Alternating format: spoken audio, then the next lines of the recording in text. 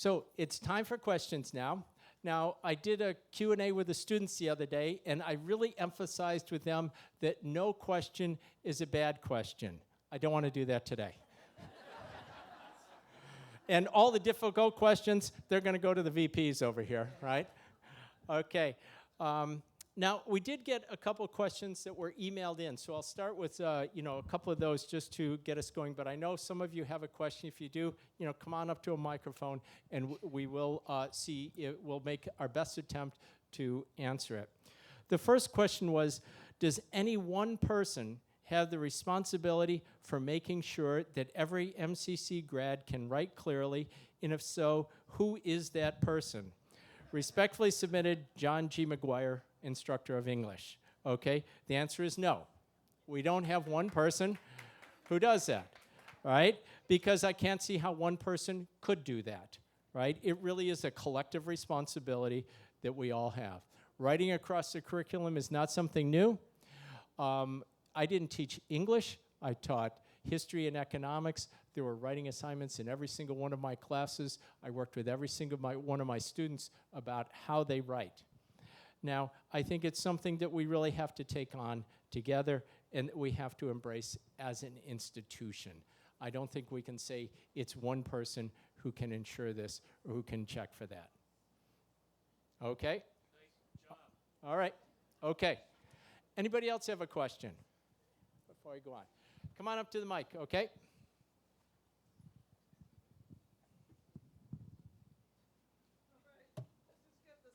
My dean, he said, "Go Jan."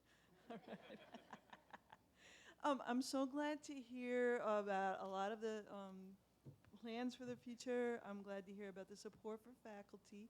One of the issues I'm concerned about is the support for our adjuncts, because although we have a wonderful group of full-timers, we have a huge group of part-timers, right. And they don't have an opportunity to be paid for their time to come for training, to come to meetings, to participate in a lot of the strategic planning as we go forward. And so what are we going to do with the adjunct population? Yes. When we're talking about how do we engage, empower and energize, it is even harder with our group of part-time faculty. That really is hard. I told you I taught at community college. The first 2 years I alternated between full-time and part-time. So I've been that adjunct instructor, really hoping to get a full-time job and really working towards that. It's a tenuous situation, but you go into the classroom and do the best you can.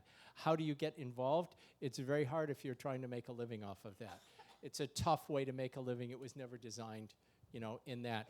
So unfortunately, there's not much we can do about the overall economics of it, but we really have tried, and we will continue to do more here to provide a more welcoming environment, a more supportive environment, and more training for our part-time faculty. I'll talk with Phil and find out more about what we do about including part-time faculty and being able to pay them to be part of things like strategic planning, and I'll see if we can find out more ways to do it. Ongoing process, but it's something that, a lot of it comes from just the attitude that you display towards your part-time faculty, that you welcome them and support them, and we'll do as much as we can there. Thank you very much. Other questions? Okay, well, you're thinking up the next good one. All right, let me go on. When it came in, it said, minority students do not see much representation of themselves in the full-time faculty. They, and then in parentheses, we, all need to see ourselves in others and have role models. In this time of declining enrollment and retention, are there any new initiatives planned?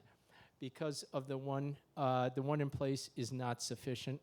To hire and retain more minority full-time faculty and to aid in the student attrition enrollment crisis here at MCC. I'm a firm believer, if you keep doing the same thing, you will get the same results. If you do something different, you will get a different result. This was from Denise Pruitt. So what I would say is that As I mentioned in the earlier comments, I'm really working with Darcy and Phil to talk about a process that will get us the best faculty and will get us a very diverse pool, because part of the best is having a diverse representation in the classroom. There is no question in anybody's mind that having role models and having examples is critical to student success. And we have to keep working along those lines to do as much as we can. So we will continue to work on that. And the question was that what we're doing isn't enough and isn't the right way. So we'll be working together to see what we can find out about that. Just one aside, Darcy and I are going down to Baltimore in a couple weeks to accept a diversity award for the college. And that, you know, and is really based on some of the things that we do have in place here. So I think what it shows you is we do a lot because we're getting this national award for the programs we have in place. It's a tough thing to do. It's not easy, even with some first-class programs in place, ones that are getting national awards. Okay, one other question I got here. What is your position on President Obama's tuition-free community college proposal? Okay, by Annalise Santiago. Okay, all right. Well, that's a timely one because I was on several conference calls recently about this with the White House, right? Yeah. You know, they set these up and send them to you. But I was on a call this week with Joe Biden, and she was talking about supporting this program. And MCC has signed on to the College Promise program. And I promoted this on social media yesterday.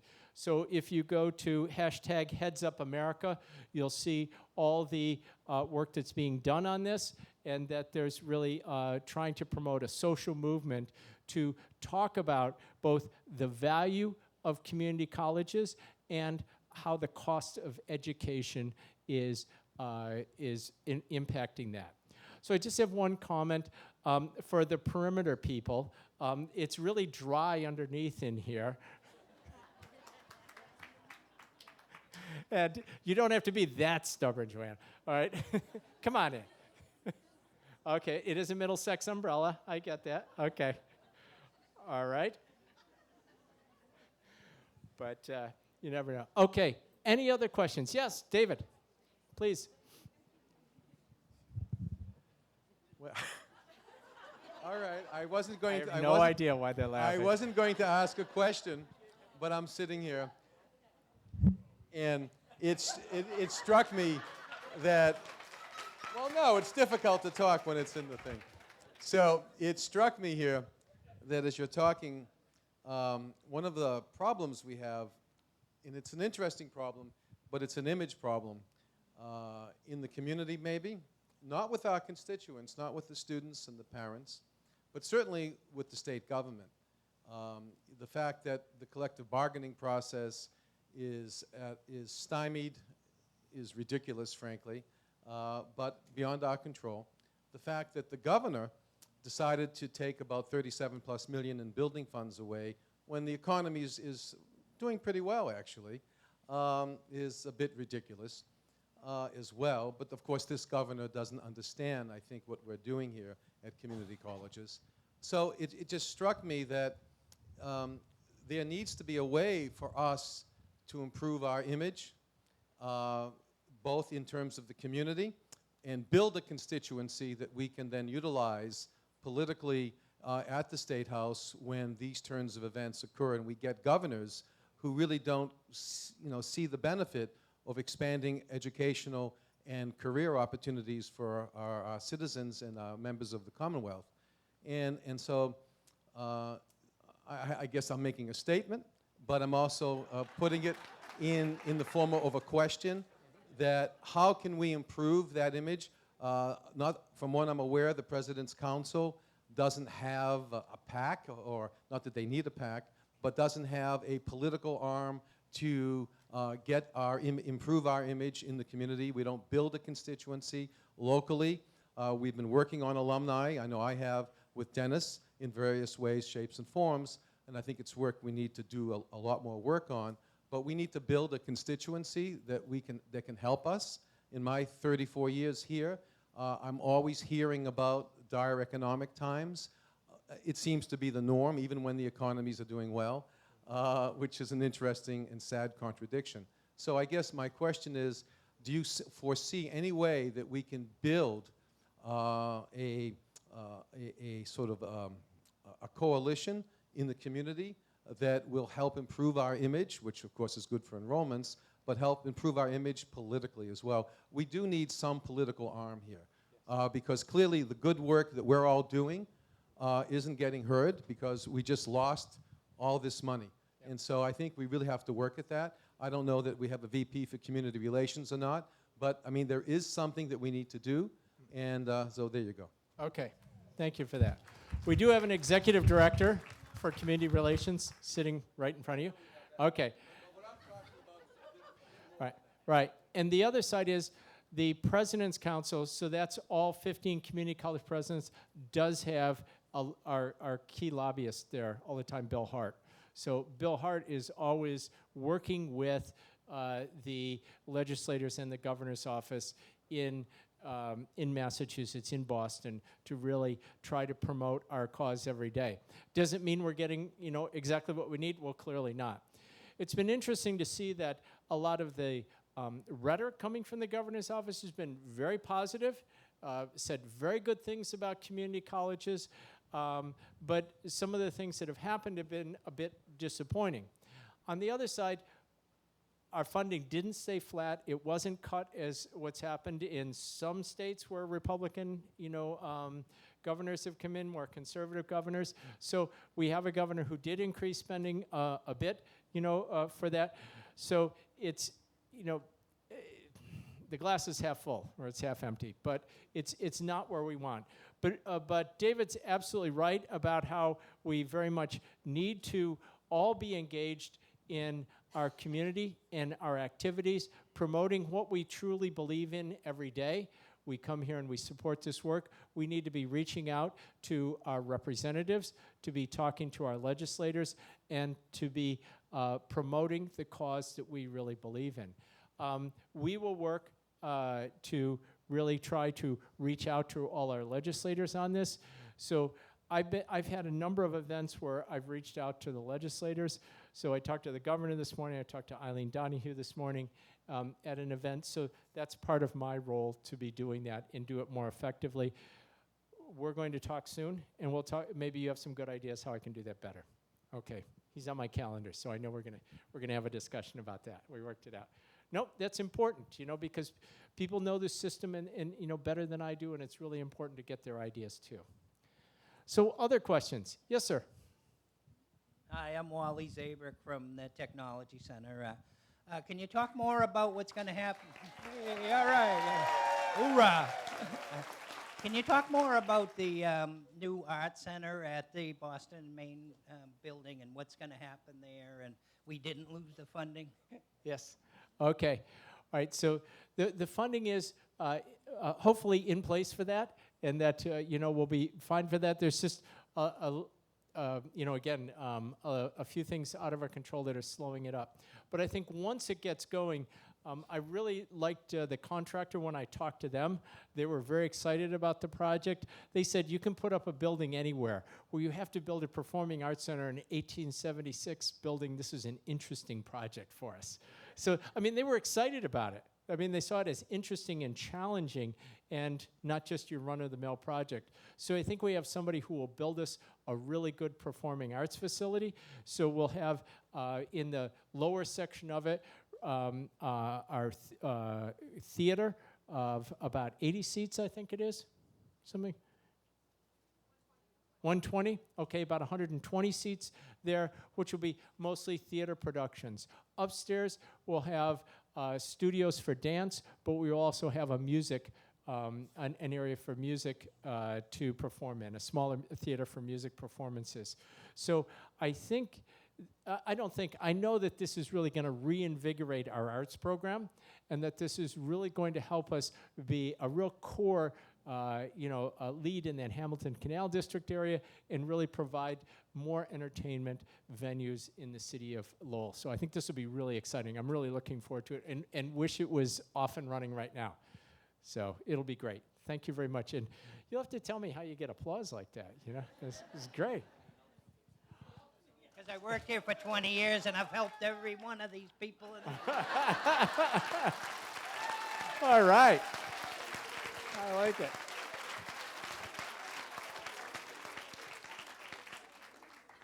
He helped me today, right?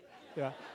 So we were setting this up, and he went over to the microphone. And he said, "I'm going to ask you a question." I said, "That question's totally out of bounds."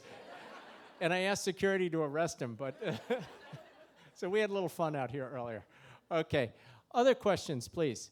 Again, we need to have this creative dialogue. We really need to be engaged together. You have to know that I am listening to you and that I expect my team, to listen to you, and that we're all engaged in this process. It's a great place, great group.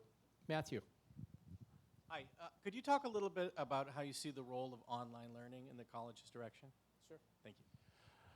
Online learning is, I think, crucial to our mission of access, right? We have many of our students who cannot get here at certain times, so they can't fit the course into their schedule.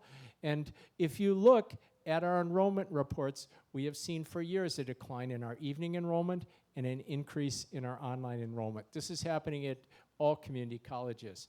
So I think it is a critical modality that we need to master and do really well. And there's plenty of research out there showing that people can learn well online.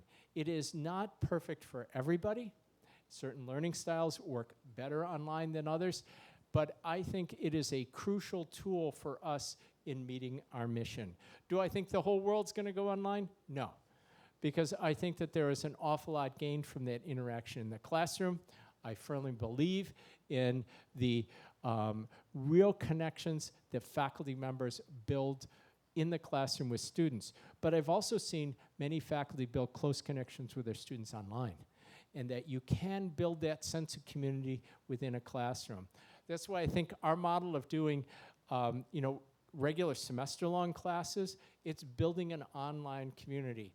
I have bigger doubts about the classes that start every Monday and are not a cohort, are not a class. There's not that cohesiveness. You're being helped really through a self-paced program. Now, those fit some narrow circumstances, but I also think that online learning is critical. I also think that augmenting face-to-face classes is absolutely critical. And I saw this when I used Blackboard when I taught, because my students told me how much this helped them. You have students who have family responsibilities who may end up not making class because their daughter was sick, something happened, their car broke down. I mean, we know how fragile their lives are. But if we can keep them going through those online resources, anybody use Blackboard last winter to keep their classes going? Right? It's a critical tool. It is really important. I would love to see every single class that we teach have a web component to it, because I think the two can augment each other in that they are critical in how we help our students today. So I think that's very, very important. Thanks for that question. Another question. Okay. She's showing you up here.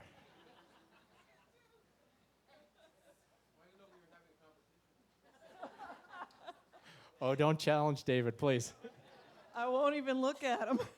So this is a follow-up to Matthew's question. So we have a large population of adjuncts who don't get trained to use Blackboard, and we have only one support person, Nancy Curl, to help people with their Blackboard courses. So I think, need to do more to support people who want to offer that online augmentation. Okay. It's not really a question, I guess. Yeah. But No, I'll take a look at that. It's a problem. Right. Well, I'll look into that and see what we can find out. I'll talk to Phil and I'll talk to our trainers and all and see what we need there. Okay, but I agree with you. It's really important because everywhere in every community college is a large, part-time faculty pool, and they are critical to what we do.